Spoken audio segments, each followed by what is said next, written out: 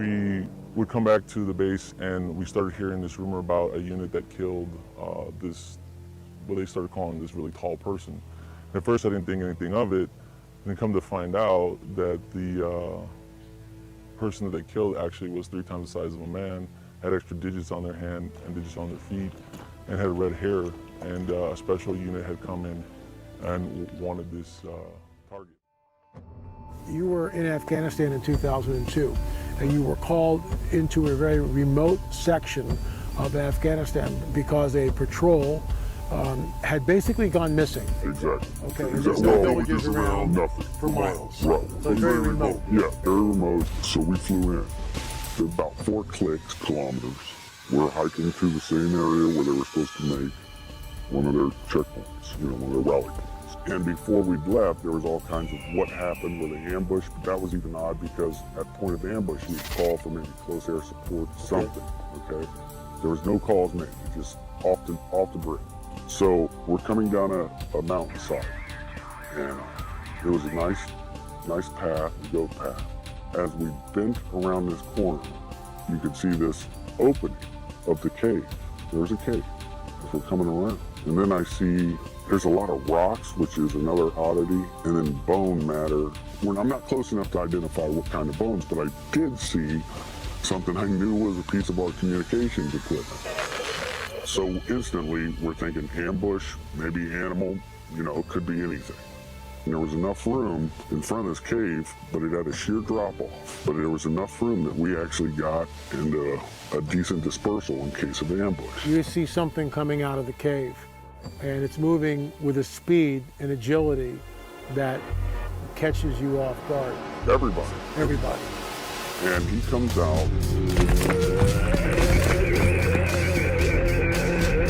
It was a man at least 12 to 15 feet in height. This is a monster. Red beard, then his hair was longish, past the shoulder, a scarlet red, and Dan runs at him and starts shooting, which broke all of us into the reality. Because it was so real. Now your training is kicking in. Oh yeah, okay. Muscle memory, complete muscle memory. While Dan is moving at him, another bro of mine's laying down fire, and I start firing. He skewers Dan. He's now got him on this pike. It went through him. And he's still got him, and he's coming after more. We all just clicked in. I don't know what it was, but I remember we're all like, shoot him in the face, shoot him in the face. Our weapons components were M4s, we had 308s, and we had Barrett 50s. This is sounding longer than it took. We're talking 30 seconds. And he's taking multiple hits, and is still moving.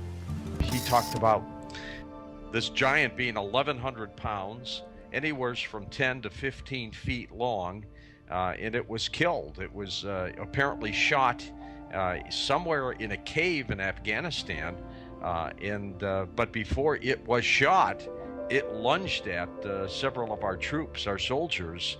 It may have even gorged somebody. It was just a bizarre story, and it just sounds like the Nephilim from the Bible, doesn't it? That's why we're so fascinated by this. Unfortunate that he had to attack our soldiers rather than be somewhat peaceful, but I guess that comes with the territory. Dan was dead. Okay, and why is a good man, probably one of the best men I know, now dead. Before I'd left, they were already starting what they call a 9-line, which is a medevac request. They're sending out a medevac request, then all of a sudden it's not a medevac request. All of a sudden we had a helicopter show up because, like I told you, it was a large precipice and a sheer drop. So the helicopter just came up from the drop. They had dropped netting, which is like cargo netting. It's like squares. We were told we had to bundle him up. And we get another bigger helicopter, but it's almost like a Jolly Green Giant used to look back in the day that could get, through this area. because the mountains, you gotta remember, Chinooks could only go in certain places because they had enough lift. And so we got him on there. The thing was too big, we couldn't move it. It smelled worse than a skunk. A corpse that's been around for a while. Really foul. Oh, it was like a combination because of the, how do you put that, the persistence of a skunk smell, but once the helicopter came in, dropped its little hook, and off he goes. The communication was sent out that we had a very large, possible human creature. There you are in the hills of Afghanistan. How many troop members are you with? We had 6 on my crew. And when we say hills of Afghanistan, for us, we did not fly into the wilderness. We actually flew into a base. I guess this thing was transloaded out of the mountains by a CH-47. But I could see that it did have the 6 fingers. I remember taking my foot up and placing it up next to its foot, and it was extremely large. We estimated at about 12 feet, give or take. What I can tell you is the weight of the thing. Basically, it was approximately 1,500 pounds what was getting on the aircraft. Now, if you take away the pallet weight and all the rigging that we had to hold this thing down, we figured it was around 1,100 pounds. Of course we're upset. That's a given, okay?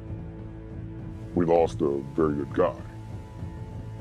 But add to that, you're discussing something that even in our after action report, they're saying rewrite it.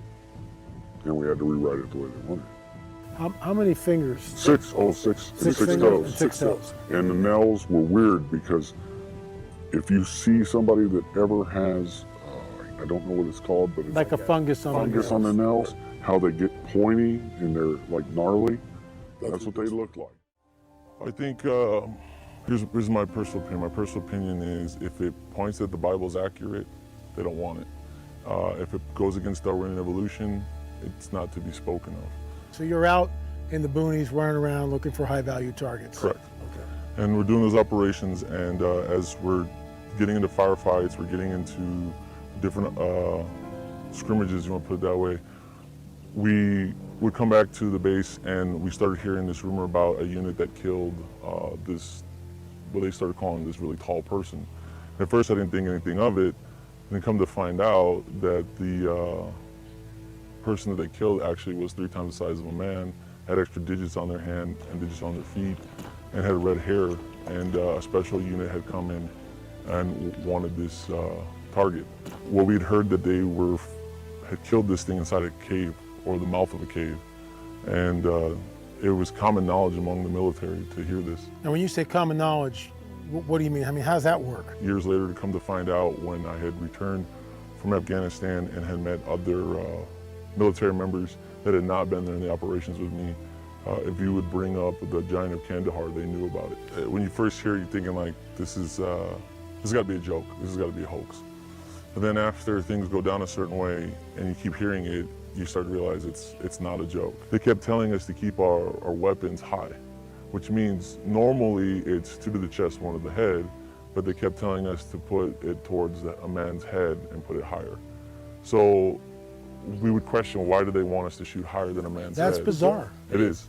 Our contact said 2002 is when they shot this 15-footer or taller, and you're now in this, you know, in the service around 2005. This word has gotten out, and what I find interesting here too is that if you're going to create a hoax, I get that, but you got details: 6 fingers, red hair, double rows of teeth, 6 digits on the toes, and of course that brings it right back into what we hear about in the biblical prophetic narrative, specifically the Nephilim. Your thoughts? I agree. I will tell you that when I was doing my time in the service, and the stuff I saw, some of it I couldn't explain, like lights in the sky during firefights, like orbs, or lights that would be the size of a softball that looked that size looking up in the sky but making weird noises.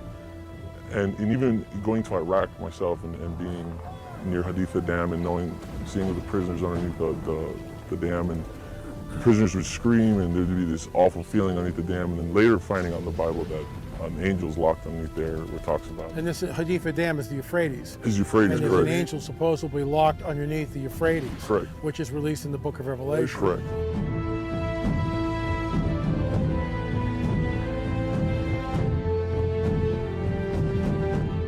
That's bizarre. So you're actually at this site, and soldiers are being locked, imprisoned underneath the Haditha Dam, Correct. and they're freaking out. They were freaking out. They said they could feel it. In fact, the people who would guard them they would draw straws to see who would actually take them. No one wanted to go down. Nobody wants to go down. Going back to Afghanistan, we would hear these things. We would hear the locals talk about rumors of these giants. What would the locals say? How would they talk about it? They say that they lived in the caves and they would eat people, and They were cannibals. they were cannibals.